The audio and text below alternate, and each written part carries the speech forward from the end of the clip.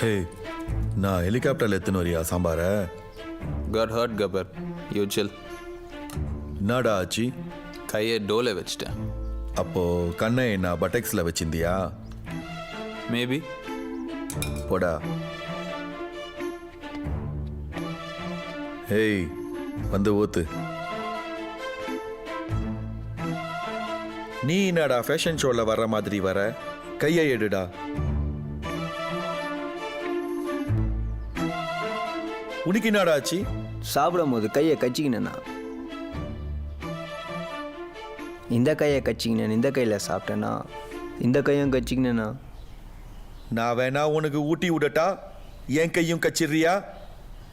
சாலா